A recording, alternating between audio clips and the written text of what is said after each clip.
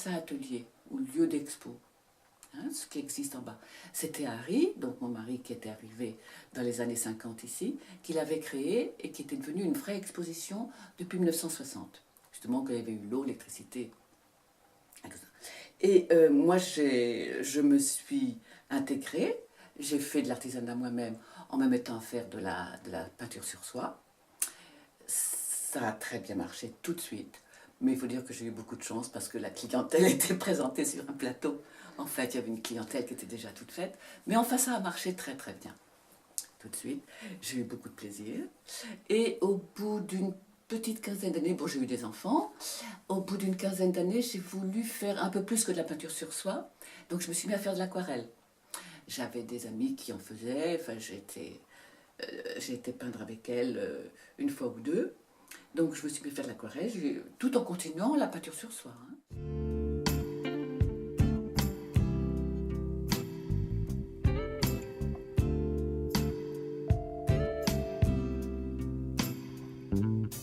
Oui, alors en 1970, quand je suis arrivée, le village était très fréquenté.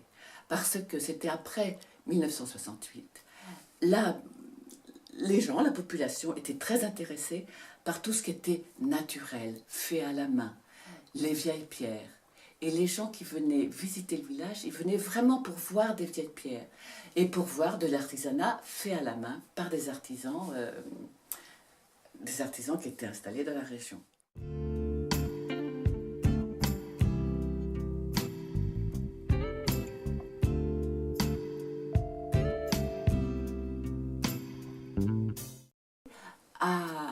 À les rendre très connus en invitant les personnes importantes. Ce que moi je ne fais jamais parce que c'est pas du tout mon tempérament. Mais lui était très comme ça, il avait un côté très social, il avait un charisme et il invitait les députés, tous les maires du coin, les directeurs, les présidents des offices de tourisme du coin, tu vois, et les gens venaient. Et c'était des choses un peu officielles, les vernissages ici. Bon, c'est comme ça que l'office, pour faire de la publicité pour le lieu, c'était bien d'être avec l'office de tourisme, ça faisait partie de la vie, quoi.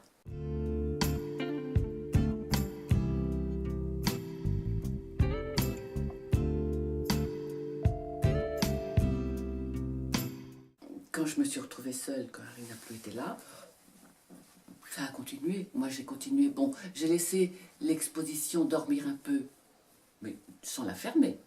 Mais en faisant une exposition avec toujours les artisans fidèles, hein, qui mettent en dépôt toute l'année ou plus en été. Voilà. Et puis, au bout d'une dizaine d'années, un concours de circonstances a fait que j'ai eu un peu d'énergie et je l'ai fait revivre de façon plus active, plus énergique. Et j'ai fait des expositions temporaires en été, en invitant des artistes, des peintres surtout, ou des potiers. Et avec des vernissages. Et j'en fais un ou deux ou trois par saison. Et je me dis que je vais ralentir un peu.